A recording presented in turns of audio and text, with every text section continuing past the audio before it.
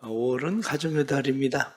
그래서 5월 가정의 달은 가정에 대해서 계속해서 설교를 하려고 합니다. 그래서 가정 주제별 설교를 보시면 관계를 배우는 곳, 가정, 용서를 배우는 곳, 가정, 섬김을 배우는 곳, 가정, 희생을 배우는 곳, 가정, 상처를 치유하는 곳, 가정, 이러한 주제들로 설교를 계속해 나가게 될 겁니다. 가정은 참 중요합니다. 왜냐하면 하나님의 나라를 맛볼 수 있는 곳이 가정이기 때문입니다. 가정에서 하나님의 나라를 맛보고 교회에서 우리는 하나님의 나라를 맛보게 됩니다. 가정에서 하나님의 나라를 맛보게 하는 일에 중요한 의무를 가지고 있는 사람이 누구냐면 바로 부모죠. 부모가 어떻게 하면 자녀들에게 가정에서 하나님의 나라를 맛보게 할 수 있을까 하는 그러한 일입니다. 그 가운데 하나는 자녀들을 보호하는 거죠. 자녀들을 잘 보호해서 자녀들을 보호함으로 자녀들이 문제의 상황에 빠지지 않도록 위험으로부터 보호하고 지키는 것, 그것이 부모가 해야 되는 그러한 일들입니다. 그런데 요즘은 너무 과잉 보호를 하다가 보니까 자녀들의 독립성이 없어지고 말았습니다. 그런데 부모가 해야 되는 역할 중에 하나는 보호하는 것도 부모가 해야 되는 일이지만 자녀들의 독립성을 키워주는 것도 부모가 해야 되는 그러한 일들 중에 하나입니다. 조지타운 대학의 문화정서연구소 비교 문화심리학자인 율리아 케초바 더틴이라는 사람은 이스라엘에 대한 이야기를 합니다. 이스라엘에서 방위군 신병들을 뽑습니다. 방위군 신병들을 뽑을 때 신병들이 들어올 때에 그들에게 던지는 질문 가운데 하나가 뭐냐면 여기 어떻게 왔습니까? 하고 묻습니다. 그래서 엄마나 아빠가 차로 태워다 줬다. 그러면 정예부대의 심사에서 무조건 제외시킵니다. 왜냐하면 이것은 응석바지를 받아주는 것이 아니다. 그런 거예요. 그래서 자녀들이 혼자 자기가 버스를 타고 오든지 기차를 타고 오든지 스스로 온 아이들만 뽑습니다. 그것뿐만 아니라 심지어는 잘못된 주소를 보냅니다. 왜냐하면 위기 상황에 대처하는 능력을 알아보기 위해서 그렇게 보내는 거예요. 젊은이들이 위기 상황에 대처할 수 있는 능력이 있을까? 특별히 군대라고 하는 것이 위기 상황을 만났을 때 어떻게 대처해야 되는가는 굉장히 중요한 일인데 그런 대처할 수 있는 능력이 있는가 없는가를 알아보기 위해서 주소를 엉뚱한 곳으로 적어가지고 아이들을 오게 합니다. 그런데 그 위기 상황을 잘 대처하는 아이들은 뽑지만 그렇지 않은 아이들은 뽑지 않습니다. 왜냐하면 그게 능력이라고 여기거든요. 우리나라에서 아마 그렇게 하면 그 공무원은 직위 해제를 당할 겁니다. 그래서 이스라엘에서는 중학교 아이들이 연극을 하면은 과정들을 다 아이들이 주도하게 합니다. 여러모로 어설프고 또 부모들이 볼 때에는 그 하는 일들이 굉장히 조잡하게 보일지 모르지만 의미는 분명합니다. 중학생 아이들이 연극을 하는 것은 부모나 관객에게 보여주기 위해서 연극을 하는 게 아니다. 그들 스스로를 위해서, 배움을 위해서, 비록 어설프지만 스스로의 경험을 하고 배우고 더 잘할 수 있는 것을 그들이 배우기 위해서 연극을 하는 거지 부모에게 연극을 보여주기 위해서 연극하는 게 아니다. 이게 그들의 분명한 의미입니다. 그래서 초등학교 아이들이 1학년에 학교를 입학을 하면 벌써 아이들이 등하교를 스스로 혼자 하도록 그렇게 만듭니다. 심지어는 아이들이 버스를 타고 가도록 그렇게 만들어요. 초등학교 1학년 아이들을. 그러면서 거기에 뭐라고 돼 있냐면 아이들이 간식을 먹지 않는다고 해서 죽기라도 할 것처럼 굴지 마라. 아이들이 작은 일에 큰 일이라도 난 것처럼 호들갑 떨지 마라. 말로든 행동으로든지 너는 약해라는 메시지를 보내지 마라. 당신이 그 나이에 할 수 있었던 것은 그 아이도 할 수 있다. 한번 해보게 해라. 아이들은 약하지 않다. 당신이 그렇게 만들 뿐이다. 그들은 본래 강하다. 그렇게 기록되어 있습니다. 자유방목 아이들이라는 책을 쓴 저자 리노 스케네이지라고 하는 사람은 알아서 자라게 놔둬라 라고 하는 운동을 하는 사람입니다. 아이들이 자유와 모험을 할 수 있는 기회를 주어야지 아이들이 자라면서 스스로 할 수 있는 삶을 살아간다. 뭔가를 해낼 수 있다는 느낌을 누릴 때 아이들은 행복해진다. 그런데 그 느낌으로부터 멀어지면 아이들은 행복과 멀어지고 두려움에 위축된다. 그렇게 이야기를 합니다. 그 예를 들어서 학교에서 아이들이 피구 게임을 합니다. 그런데 아이들이 피구 게임을 할 때 누군가는 아웃돼요. 근데 아웃이라고 그러고 아웃이 아니라고 그러고 맞았다 안 맞았다 아이들이 다툼이 일어납니다. 뿐만 아니라 일찍 아웃된 아이는 기분이 나쁩니다. 그래서 그 아이들을 배려하기 위해서 규칙을 새로 만듭니다. 새로운 규칙에는 아웃되는 애도 없습니다. 다툴 일도 없습니다. 그래서 모두가 뿌듯해집니다. 새로운 규칙을 만들고 모두가 뿌듯해지는 것 같은데 조금 지나니까 긴장감이 사라집니다. 재미가 없어졌습니다. 왜냐? 죽을 일도 없고 다툴 일도 없고. 그러니까 아이들이 중요한 것은 더 이상 피구를 하지 않는다. 그게 결론이에요. 아이들이 갈등을 겪으면서 자기들끼리 스스로 해결하는 기회를 잃어버리고 말았다. 아이들이 적절한 좌절감을 배울 수 있는 기회를 잃어버렸다. 그런 이야기들이에요. 요즘 아이들 학교에서 우열 가리는 거 싫어해서 요즘 학교에서 달리기 안 한다고 그러대요. 왜냐? 뒤에 오는 애는 기분 나쁠까 봐 부모들이 절대 달리기 못 시킨대. 우리 애 달리기 못 하는데 뒤에 떨어져서 우리 애 기분 나쁘니까 달리기 시키지 마라. 그런데 그런 것들이 지금은 학교에서 비일비재합니다. 그런데 가정이라는 것이 뭐냐 이렇게 이야기하면 가정의 본질이 뭐냐? 가정은 원래 그것을 안전하게 배우는 기관이 가정이다. 그리고 가정은 정체성인 내가 누구인지를 배우는 곳이 가정이다. 그것뿐만 아니라 관계를 훈련하는 사랑과 갈등을 배우는 곳이 가정이다. 그렇게 되어 있다고요. 가정이라고 하는 것을 우리는 단지 사랑만 배우는 것을 가정이라고 생각할지 모르지만 가정은 사랑을 배우는 것만이 아니라 사랑과 갈등을 배우는 곳. 그렇습니다. 내가 누군지를 배우고 무엇이 안전한가, 위험한가를 배우는 곳이 가정입니다. 안전이 불안으로, 신뢰가 의심으로, 사랑이 경쟁으로 흘러버린 곳이 요즘의 현대 가정입니다. 현대 가정이 그렇게 흘러가다 보니까 관계가 깨어지고 말았습니다. 가정에서 관계를 배워야 되는데 관계를 배우지 못합니다.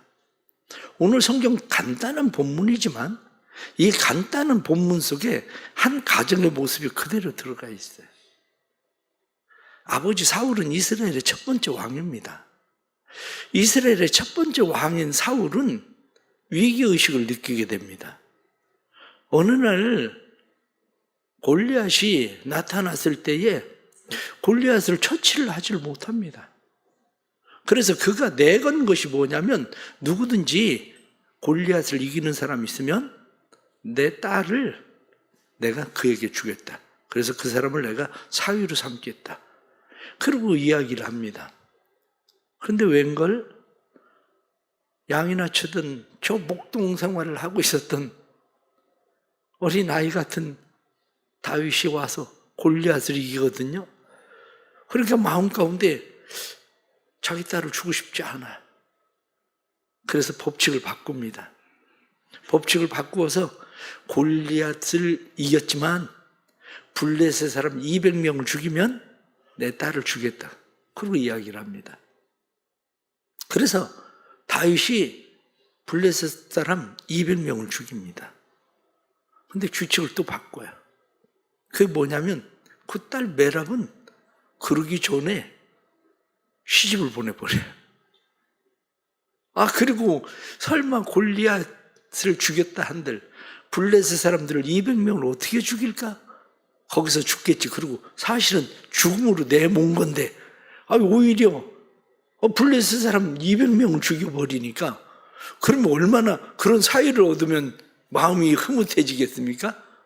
그런데 마음이 흐뭇해지는 게 아니라 하는 수 없이 자기 딸 미가를 그에게 줍니다. 그러면서부터 불안을 느끼기 시작하죠. 그가 느끼는 불안은 다른 거 아닙니다.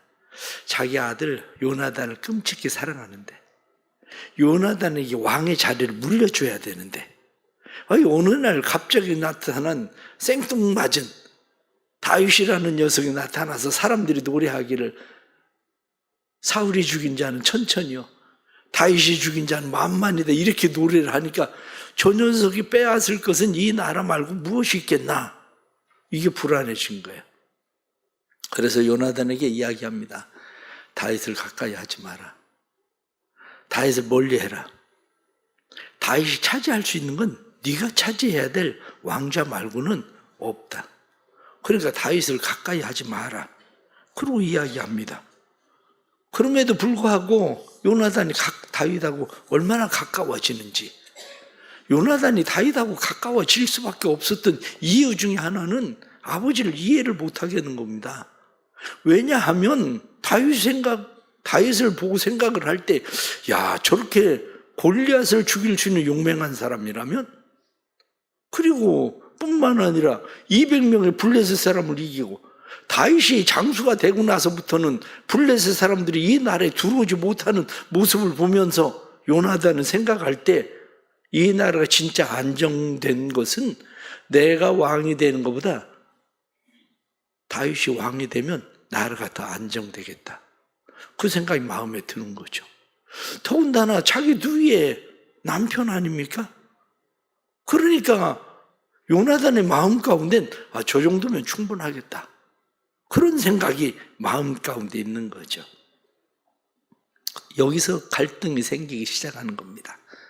아버지는 아들을 끔찍하게 사랑하니까 아들에게 왕위를 물려주고 싶은 거고, 세상에 자기 자녀를 사랑하지 않는 부모가 어디 있겠습니까? 대부분의 모든 부모는 자기 자녀를 자기 목숨보다도 더 사랑합니다. 그럼에도 불구하고 많은 가정들이 실패하는 이유가 어디 있습니까? 그 아들이 내 말을 안 듣거든요. 내 자녀들을 내가 끔찍이 사랑하는데, 내 목숨을 주고 싶은 만큼 사랑하는데, 잘 되기를 바라는데 이 자녀들이 말을 안 들어요. 그런데 문제가 어디 있습니까? 부모에게 문제가 있습니까? 아니면 자녀에게 문제가 있습니까? 여기에 바로 문제가 생기고 있는 거죠. 여기에. 그런데 여기에서 관계를 바르게 세울 수 있는 사람은 누구냐면 부모예요. 부모가 관계를 바르게 세워야 되는데 부모가 그 관계를 바르게 세우지 못하면 가정은 상처투성이가 되는 거죠. 이 가정이 얼마나 상처가 투성이가 됩니까? 왜냐? 사위하고도 상처를 입죠. 뿐만 아니라 아들과도 상처를 입죠. 심지어는 아들을 나무래려면 아들을 그냥 나무로 하면 되지. 오늘 30절 말씀을 보니까 폐영 무도한 계집의 소생아, 자기 엄마는 왜 끌어들여가지고 그렇게 험악한 욕을 자기 엄마한테 퍼붓는 거야? 그걸 생각하면 온 가족이 그냥 다 상처투성이가 되는 거야. 딸들도 아버지가 다윗에게 보낸다고 그랬다가 딴 데로 시집 보내버리고, 그리고 생각지도 않던 딸을 데려다가 네가 다윗에게 시집가라, 그리고 그 딸을 줘버리고 가정이 엉망이 돼버리고 만 겁니다. 그렇습니다. 가정이 어떻습니까? 가정은 관계를 배우는 것, 관계를 세우는 것이 가정인데 아버지 사울 때문에 가정이 온통 상처투성이가 되고 만 거죠. 이 모습은 그냥 단순하게 성경에 나오는 이야기가 아니라 오늘날 우리의 가정의 모습이 짧은 성경 구절이지만 그대로 드러나 있는 그런 이야기들입니다. 아버지와 아들과의 관계를 생각을 해보십시오. 아버지와 아들과의 관계 속에서 지금 요나단이 다윗을 사랑했기 때문에 그런 겁니까? 잘 생각하셔야 됩니다. 아버지 사울이 볼 때는 관계 우선순위가 틀렸다는 거예요. 관계 우선순위가 너하고 나는 아버지하고 아들이잖아. 그런데 너는 관계 우선순위가 왜 내가 아니라 다윗이야? 지금 그 얘기하고 있는 거예요. 관계 우선순위. 이 관계 우선순위가 무너지니까 가정이 힘들다고 여기는 거죠. 자녀들 결혼할 때는 어떻습니까? 부모가 안 돼. 그러고 얘기하잖아요. 그런데 어느 날 아들이 돌변해요. 결혼식에 아버지 엄마 안 오셔도 괜찮아요. 우린 둘이 결혼할 거예요. 관계 우선순위가 부모가 생각했었던 우선순위하고는 완전 다르게 싹 무너져 버립니다. 우선순위는 부모는 생각할 때 그래도 저 녀석이 엄마를 선택하겠지. 꿈 깨세요. 그렇게 되지 않아요. 엄마를 선택하겠지. 그런데 엄마 결혼식장에 안 와도 우린 결혼할 거야. 이렇게 얘기하니까 그럼 엄마 죽을 거야. 그러면 그건 엄마 목숨이니까 엄마가 알아서 하고. 이러니 그걸 어떻게 하겠어요? 그러면서 상처가 심해지는 거죠. 상처가. 아버지 생각은 난 잘해주고 싶어서 사랑해서 그런다는 건데 너를 위해서 하는 거라는데 이 아들의 관계 우선순위를 깨버리잖아요. 오늘날 가정의 많은 가정들이 이 관계 우선순위가 깨졌다고 생각을 합니다. 그런데 관계 우선순위가 정말 깨진 겁니까? 그렇지 않아요. 왜냐하면 그 아들 요나단은 마지막 죽을 때에 아버지가 블레셋과 전쟁을 할 때 아버지와 함께 나가서 전쟁을 하다가 아버지와 함께 죽습니다. 관계 우선순위가 깨진 게 아니고 그 아들은 아버지는 아버지야. 그 아버지를 품고 그냥 아버지를 지금 이해할 수가 없는 거예요. 왜 이해가 안 됩니까? 아버지가 옳지 않다 그거예요. 그런데 대부분 어른들은 옳고 그름을 상관없습니다. 옳고 그름이 상관 있는 게 아니라 너는 무조건 우선순위는 나야. 더 쉽게 얘기하면 너는 무조건 내 편이야. 그 얘기를 하고 싶은 거죠. 내 편을 만들어 보려고 하니까 문제가 생기는 겁니다. 그런데 내 편을 만들려고 하면 할수록 신뢰가 깨진다는 사실을 알아야 됩니다. 옳고 그름이 아니라 무조건 내 편이 되라 이렇게 이야기하면 신뢰가 깨집니다. 그런데 그 아버지는 도대체 왜 그렇게 이야기할까? 그 이유는 다른 거 아닙니다. 두려움이 작동했기 때문에 그래요. 내 안에 사랑보다 두려움이 더 커진 거죠. 내가 아들을 사랑해서 아들을 지켜야 되는데 이 아들을 지켜야 되는 것보다 두려움이 더 커지니까 두려움의 대상인 다윗을 제거해야 되는 거예요. 대부분 부모들이 사랑하는 방식이 그렇습니다. 자녀들을 사랑하지 않아서가 아니라 내가 자녀를 사랑하기 때문에 자녀에 대한 두려움, 걸림돌 그러한 것을 제거해 주고 싶은 거죠. 또 다른 하나를 생각해 보십시오. 다윗은 사울에게 있어서 확장된 가족이라 그렇게 이야기합니다. 사위잖아요. 요즘은 그래도 세상이 많이 변했어요. 사위는 무조건 내 편이야. 우리 가족이야. 아들은 결혼시키면 남의 가족 되는 거고. 지금 세상이 바뀌었잖아요. 저 공항에 가서 해외여행 가는 사람 보세요. 부모 데리고 가는 사람이 어디 그렇게 있습니까? 다 처갓집하고 같이 가지. 그래 아들만 있는 사람들 참 앞으로 이게 쉬운 일 아닙니다. 쉬운 일? 그런데 이 확장된 가족, 그런데 문제는 확장된 가족을 경쟁자로 보는 거죠.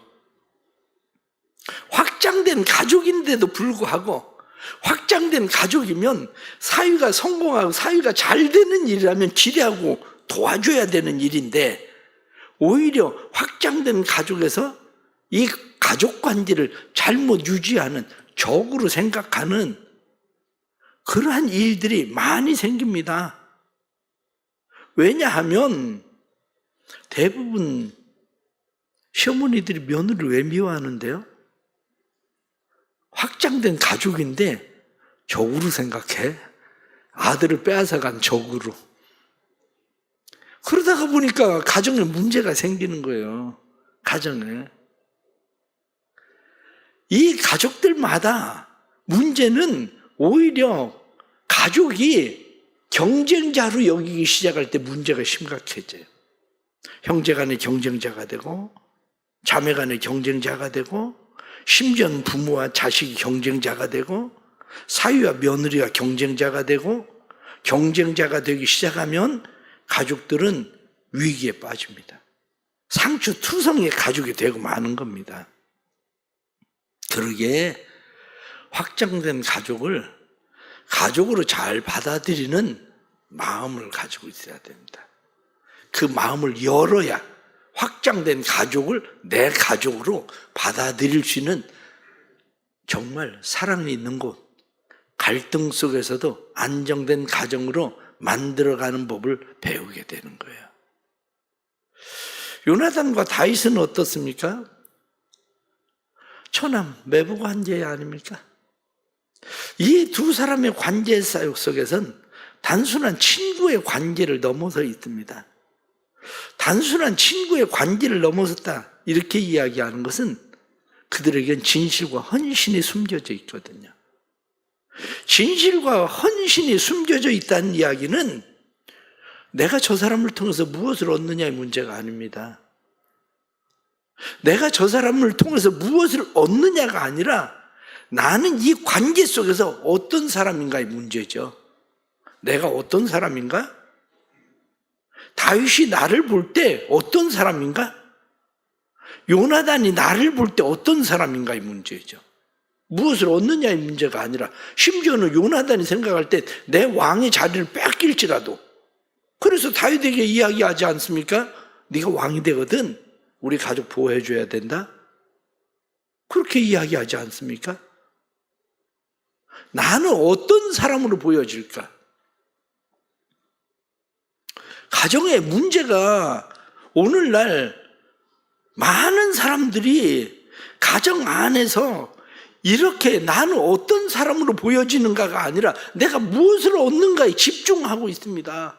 시집 올 때부터 나는 저 며느리로부터 무엇을 얻을 수 있는가? 그럼 폐물을 무엇을 해가지고 오는가? 이런 문제, 다른 모든 문제들이 내가 무엇을 얻을 수 있을까? 이 생각에 골몰합니다. 그래서 심지어는 다른 집은 해외여행 보내준다는데 너는 왜 해외여행 안 보내주냐? 어버이날 되잖아요. 다른 집은 봉투에다가 얼마 넣어줬다는데 우리는, 그게 무슨 얘기입니까? 나는 어떤 어머니로 보여질 것인가, 어떤 아버지로 보여질까의 문제지, 내가 그로부터 무엇을 얻을까의 문제가 아니거든요. 관계를 배우는 곳이 어디냐면 그게 가정인 겁니다. 관계를 세우는 곳이 어디냐면 그게 가정인 겁니다. 그런데 오늘날 많은 사람들이 비교와 질투, 이러한 것들로 인해서 가정이 무너지는 그러한 일들이 너무 많이 일어나는 거죠. 그래서 뭐라고 되어 있냐면, 가정은 사랑을 배우는 곳이지만 동시에 가장 쉽게 왜곡되는 것이 가정이다. 사랑을 배우고 관계를 배우는 곳이기도 하지만 왜곡되는 것이 가정이라는 거예요. 사울은 자기 아들 요나단을 얼마나 사랑합니까? 그런데 성경에 나오는 말씀처럼 33절 말씀 보니까 사울이 요나단에게 창을 던져 죽이려 한지라. 진짜 죽이려고 했습니까? 그건 아니죠.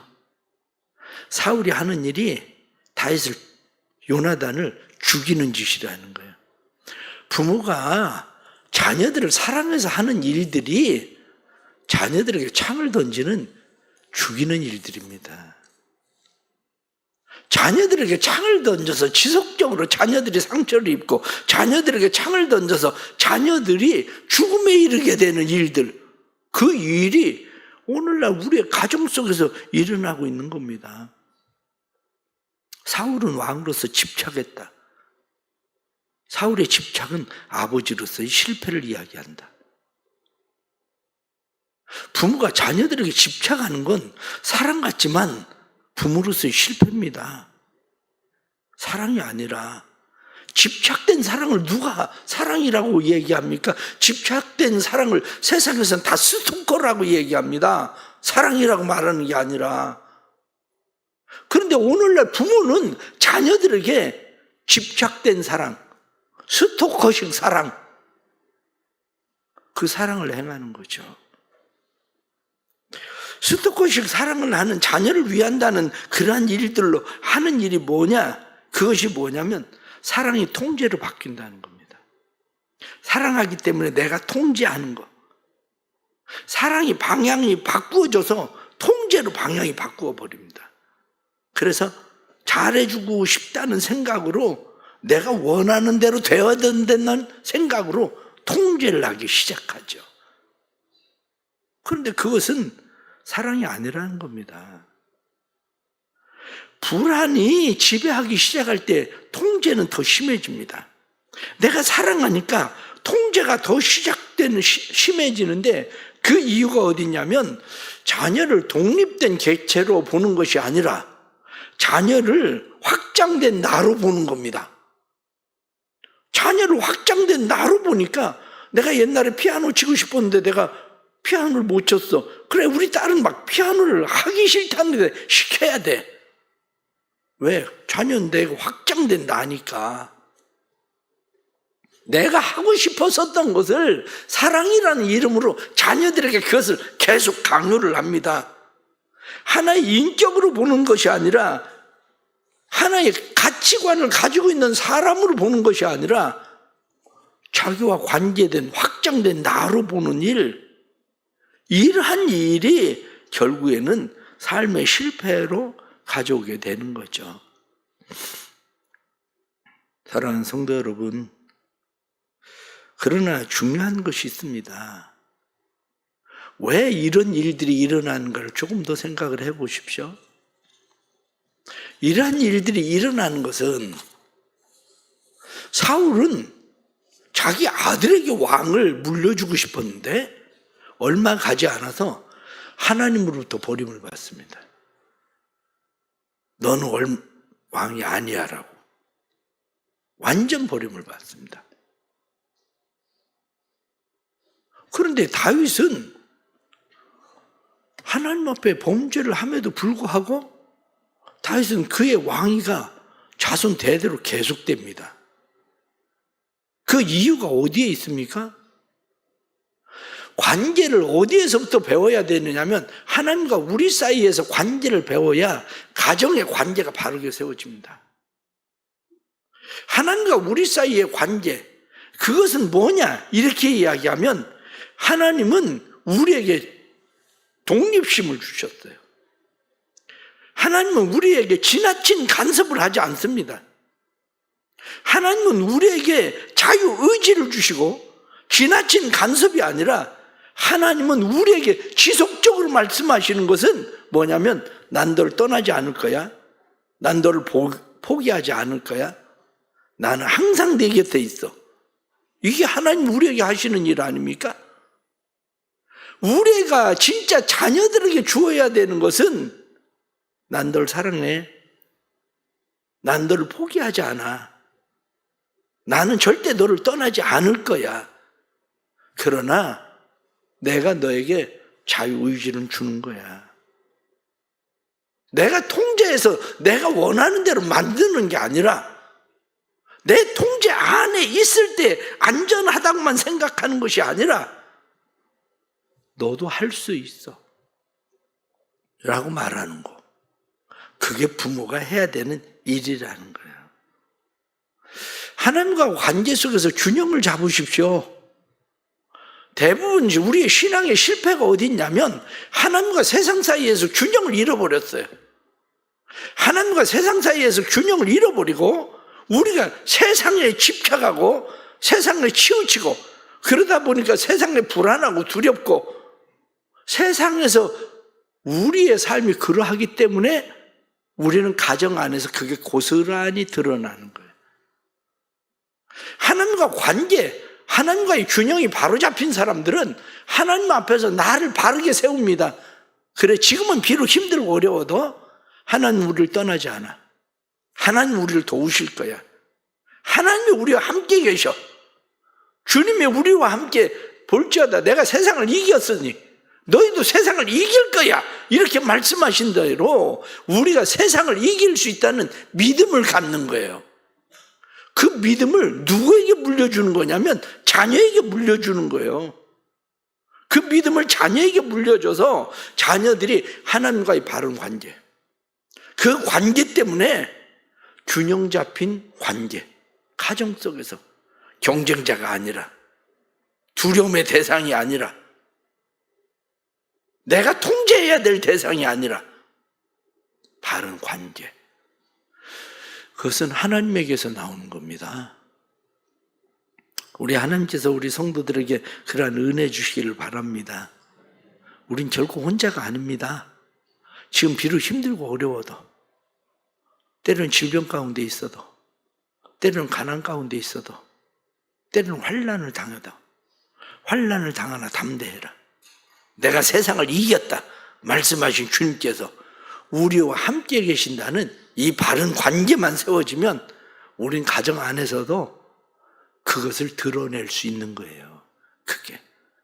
그러면 가정은 바르게 세워지는 거죠.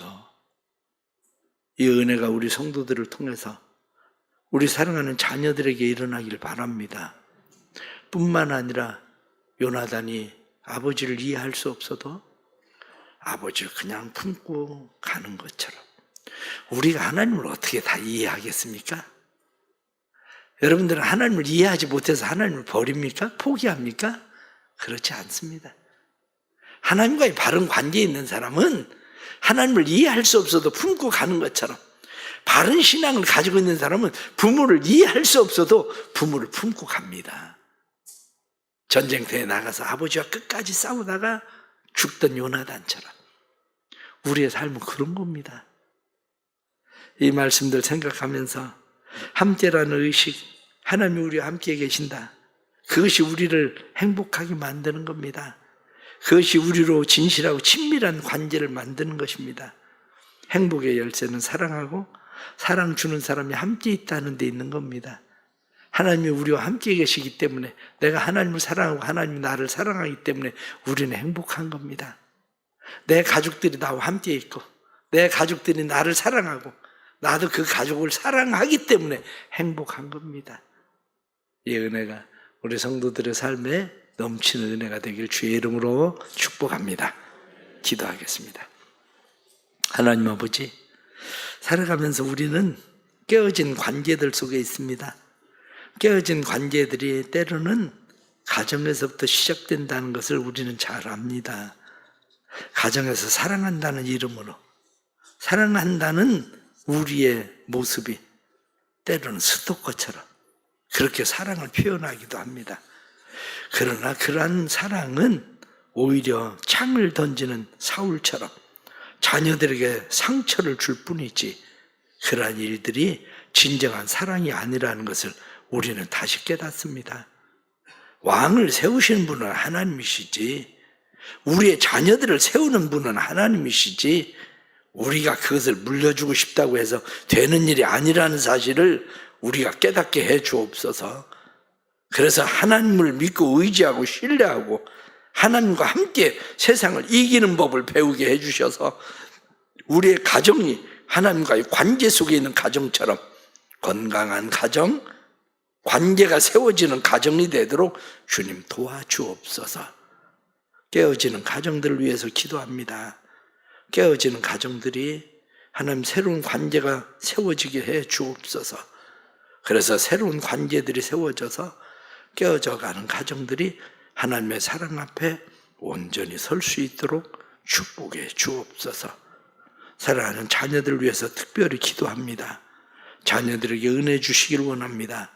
우리의 힘과 의지와 노력으로 할 수 있는 게 아니라 우리가 하나님과 관계가 바로 세워지면 우리의 자녀들도 하나님과의 관계가 바르게 세워져서 세상 속에서 바른 관계로 세워질 것을 믿습니다. 자녀들로 인해 염려하고 걱정하는 부모들 기도할 수 있게 해주시고 다시 세워지게 하시는 하나님의 은혜를 볼 수 있도록 역사하여 주옵소서. 성령이여, 오늘 어버이주일, 어린이 주일에 함께 하시고 가정에 허락하신 부모님들 건강 주시고 뿐만 아니라 우리의 자녀들의 미래를 책임져 주옵소서. 육신의 질병 가운데 있는 사람들, 경제적인 삶의 어려움 가운데 있는 사람들 회복시키시는 주의 은혜가 나타나게 해 주옵소서. 예수님의 이름 받들어 기도드리옵나이다. 아멘.